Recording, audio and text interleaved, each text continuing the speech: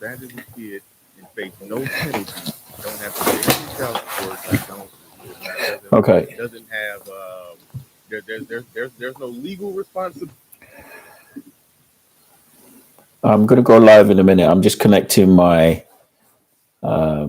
my Zoom, and then I will. Um,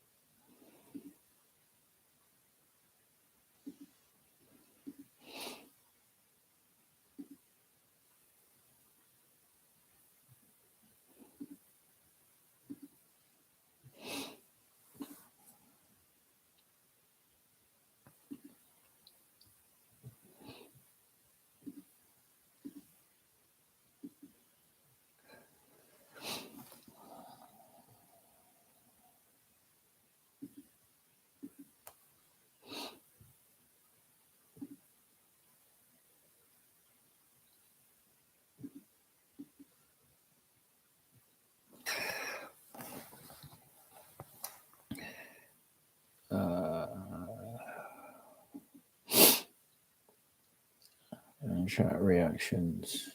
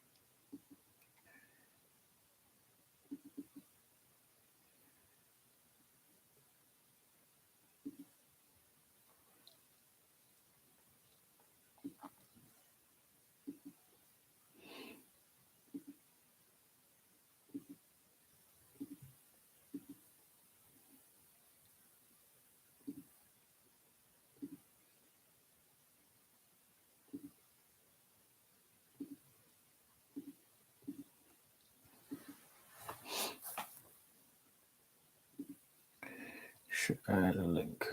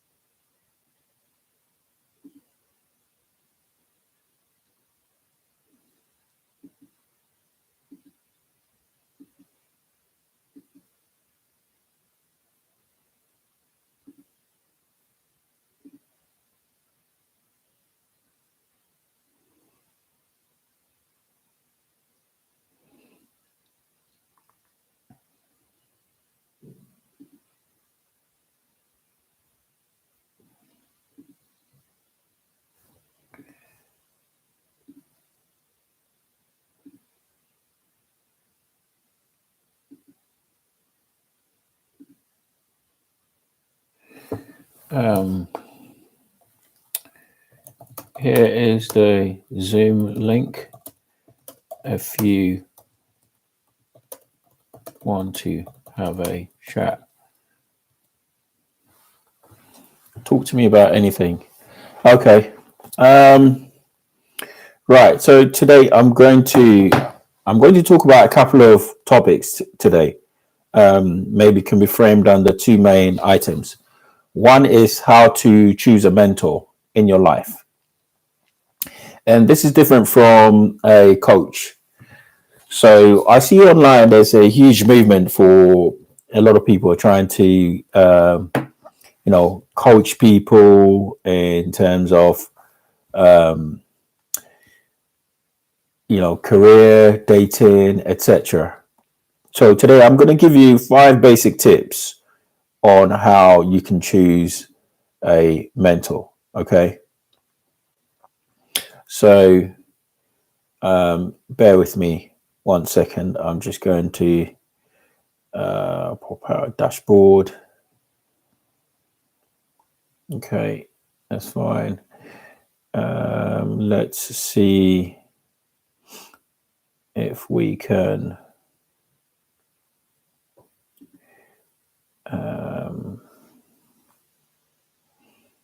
share. So cancel. Let's record. Okay.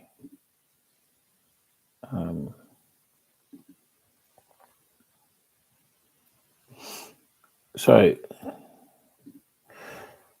there's some basic rules that you can follow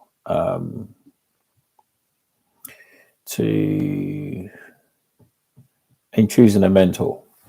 So as I said, there's a huge online movement. People are looking for coaches, etc. Some pay quite a lot of money for people to tell them how to progress their career, how to make money, and how to talk to women.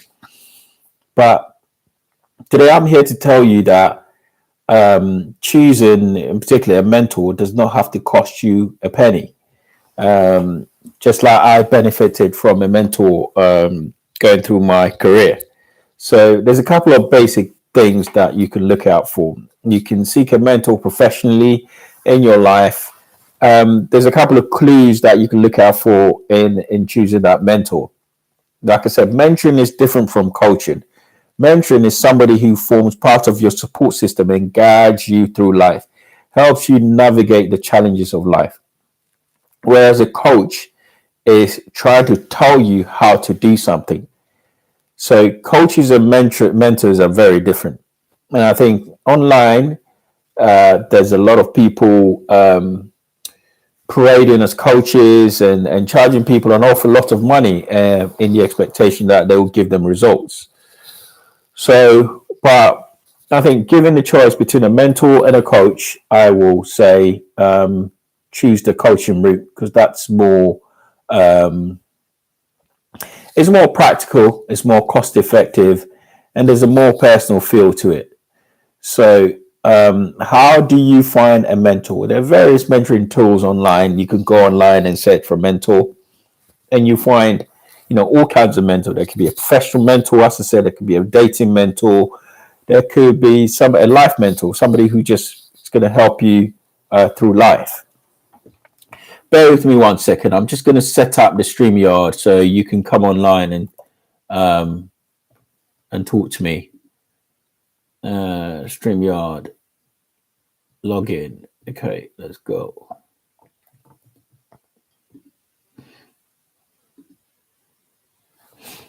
Okay, please check your email. And I've got a login code. Okay. 781. Okay.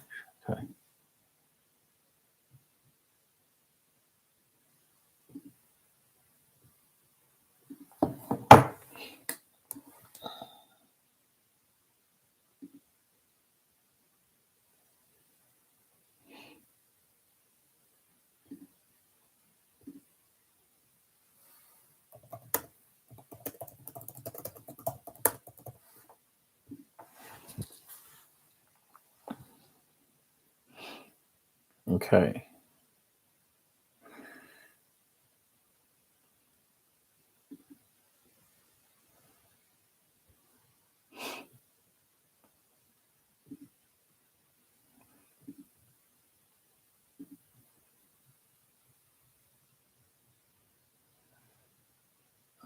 Um,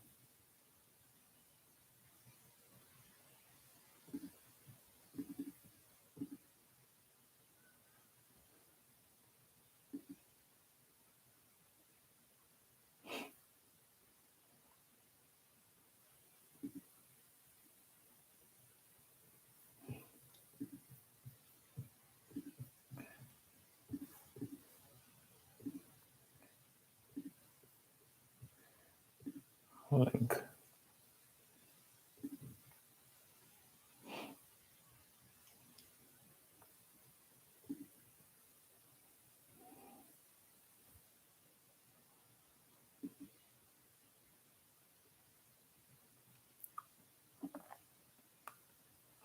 okay. So here's a StreamYard. I've got a StreamYard link set up, and I will tell you I'm currently streaming on StreamYard, so you can come and join me. So, okay. So how do you choose a mentor? So there's a couple of rules, as I said, that you can follow to find a mentor. One is to identify what areas you need mentoring, whether it's in your personal life or professional life, etc. And number one rule to finding a mentor is that person must be qualified and technically competent in the field that you're seeking. Okay. So I said, in any field, if you're seeking a mentor, that person has to be qualified and technically competent. So that's the absolute number one. The rule number two is that person has lived or can relate to your experience. Now, I find a lot of people who say they want to find a mentor, and they kind of find somebody who is demographically very different to them, and that person hasn't lived your life. So it's important that you find somebody who can relate to your struggles, can relate to your lifestyle, has lived your life, has gone through your struggles, and he can support you through the system. Don't find a mentor who has no personal experience of the challenges that you face. That's important. So number two, so professionally qualified, technically competent, can relate to your experience. Number three is your mentor has integrity and principles. Talk to people who can give you forthright, honest feedback, but also have integrity and principles. I think that's quite important. Number four is he has time to support you. Okay, so again, do not, as I said, do not find a mentor who hasn't got the time to support you, has not lived your experience, does not know how to go through some of the challenges that you're going through. So I was gonna share my screen just to give you an indication of some of these tips. So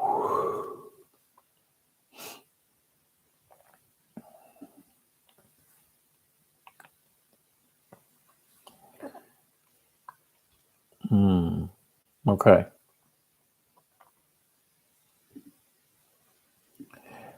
Okay, let's go back to this. So just to recap, to find a mentor, that your mentor is qualified and technically competent, he has integrity and principles, he's lived or can relate to your experience. 4, he has the time to support you. Number 5 is he has a motivational edge. So many times people look for mentors, they look for coaches, and either the coaches are very hard on them or the coaches are not particularly driven to see them succeed. So if you do find a mentor, it's very important that you find somebody who has motivational edge, who can drag you along. There's nothing worse than finding somebody who effectively can't get you that motivational edge and motivate you. You need to be self-motivated anyway, but when you speak to your mentor should be somebody who can help raise your level. He can give you cues, he can give you ideas, he can scrutinize your objectives and give you constructive feedback. He can give you areas that are credible areas for improvement. And he's not simply just giving you generic advice. So it's important that you find somebody who has motivational edge. So these are the 5 key things I would say to anybody who's looking to find a mentor, not a coach. As I said, not a coach is a different, but I think everybody in life would benefit at some point on mentoring. So finding a mentor, there's just these 5 basic rules. The person is qualified and technically competent. He can relate to your experience. He has integrity and principles. He has time to support you, and he has motivational edge. Okay, so these are the 5 things I would advise anybody looking to instigate mentoring to looking into. Now, I am going to cover the next part of my of the session, which is to do with stability. Right. So, too often people, you ask people, I have friends and family, etc., and people underestimate the importance of being a stable person and some of the simple things that could help you become a stable person and live a much more healthier lifestyle, have more healthy relationships, have more healthy interaction with people, and be able to progress in life. A stable man has the foundation to succeed in life, right? So stability is important. Stability for some involves, pursuing financial goals, but one thing I would say is that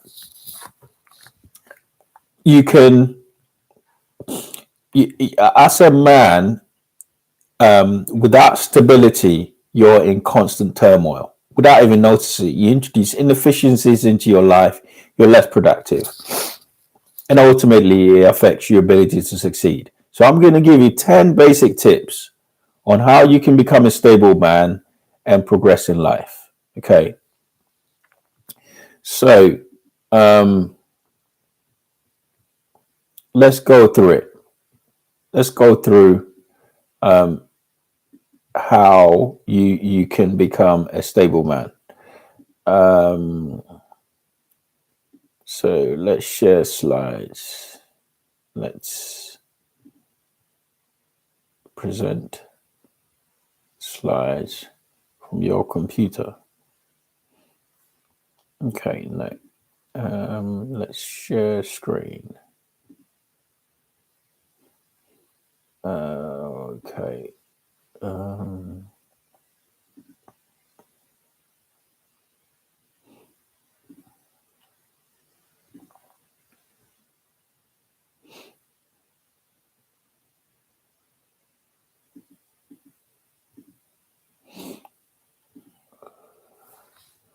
Okay.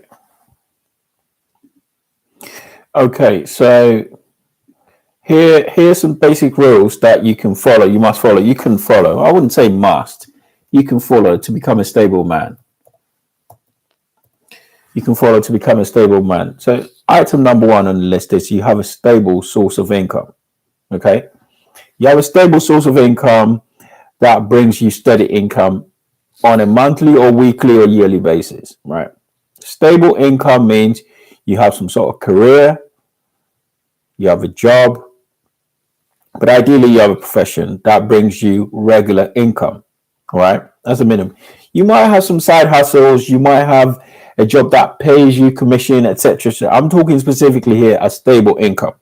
So as a man, it's important that you have stable income that would allow you to maneuver yourself in the world without any distress without having to borrow money from people, etc. You can pay your bills and have a basic lifestyle. So it's important that you have a stable income. And I didn't say income, I said stable income for a reason. Because if your income is fluctuating every month, today you earn this amount, tomorrow you earn this amount, you're going to become naturally unstable. So it's important to understand what minimum income you need to sustain your lifestyle, and that income has to be stable, right? So it's important to have a stable income if you want to become a stable man. Now, item number 2 is you have a regular phone number. Again, this is so underplayed and underestimated in terms of the effect it can have on your life as a man. I know people who change their numbers just ad hoc. They'll go through the year, they'll have 2-3 different numbers. You can't get hold of them. The number gets disconnected. They find a new one, etc., etc. Listen, to become a stable man, it's important that you have a regular contact number. It shows that you're not running away from people. It shows that you are contactable, and it shows that you can maintain stable relationships. So a stable telephone number, it's important to become a stable man. And ideally, you'd have a stable mobile phone number and you wouldn't change it. Okay. So stability closely linked to your ability to get contacted, and a regular phone number is at the core of it. Number 3 is you spend what you earn, guys. You spend what you earn. There's again, we live in the world these days where people rely on credit quite a lot to sustain their lifestyle, and they progressively get into debt. The simple way, right, to get some stability in your life is to simply spend what you earn.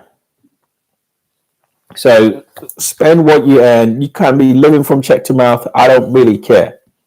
Just spend what you earn. And that would allow you to stabilize your lifestyle and, steadily build your disposable income. Right. So spending what you earn is important to having stability. And don't forget, this list is in no particular order. So I'm just going to go through it.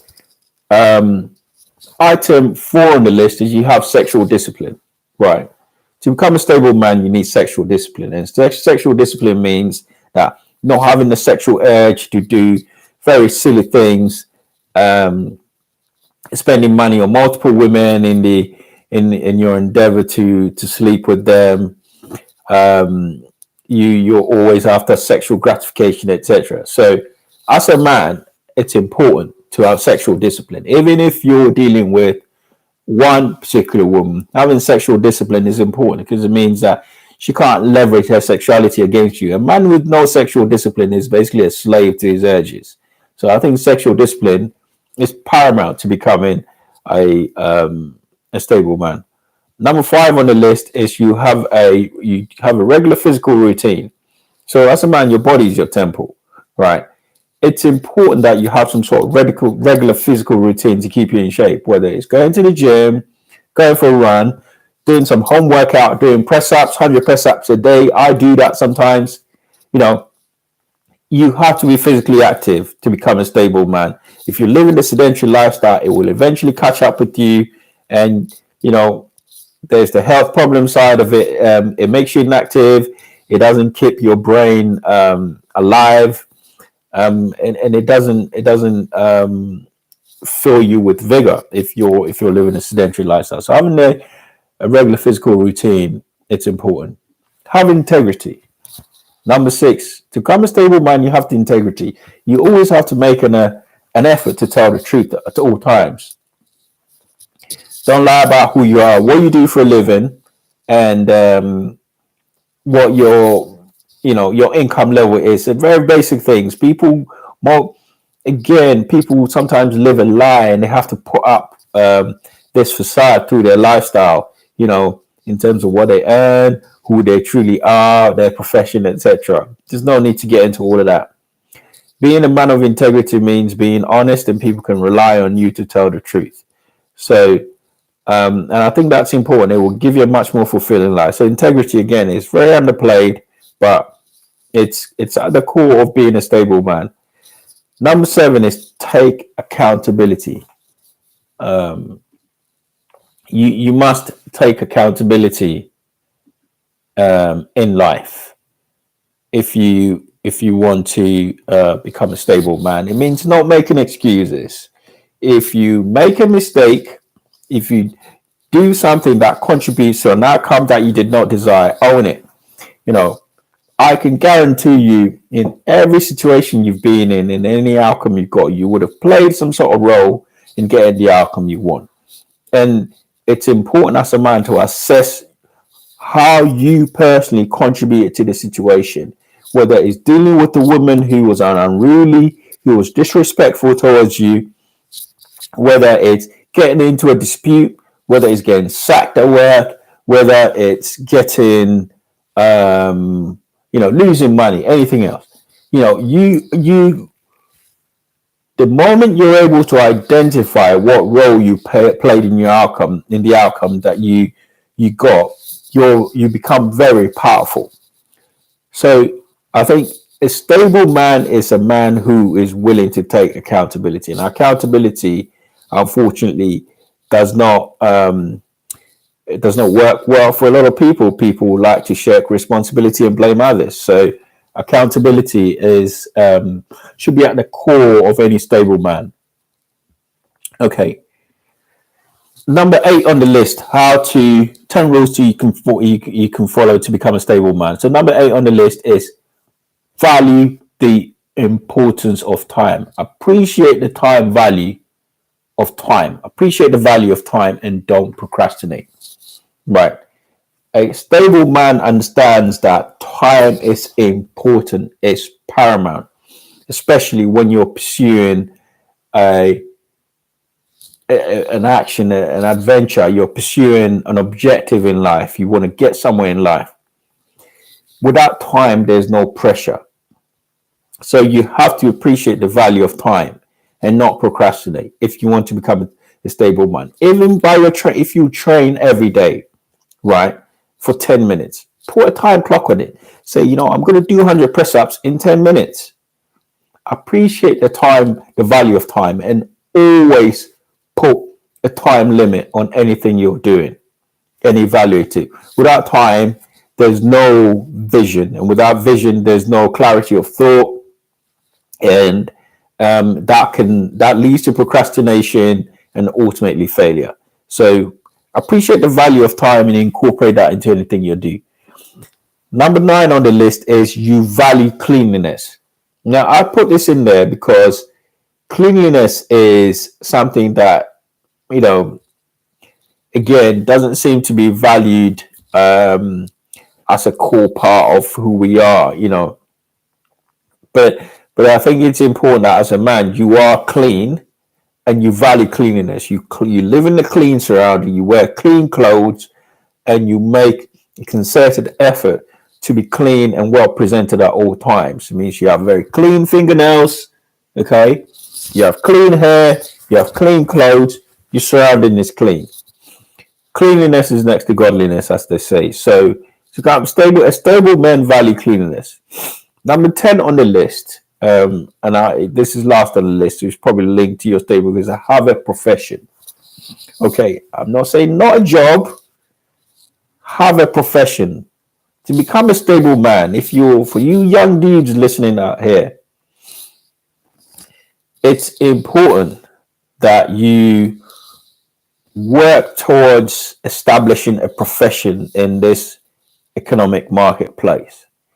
Do not leave college at 18, 19 without having some sort of foundation to become somebody in the future. And a profession is something that has a chance of progression, a chance for you to become somebody, an easily identifiable profession. Okay. So a job is something that pays the bills. A profession brings fulfillment. It brings economic empowerment, right? It brings progression. It brings the ability to leave a legacy. So it's important that in anybody's endeavor to become a stable man, you understand the importance of profession. So that's the top 10 in the list. on how to become a stable man. And just to recap, you have a stable income, you have a regular phone number, you spend what you earn, you have sexual discipline, you have a regular physical routine, you have integrity, take accountability, you appreciate the value of time, you value cleanliness, and you have a profession. Okay. If you have any comments, disagreements, etc., yeah, feel free to leave it in the chat. But otherwise, yeah. Thanks for listening, and take care.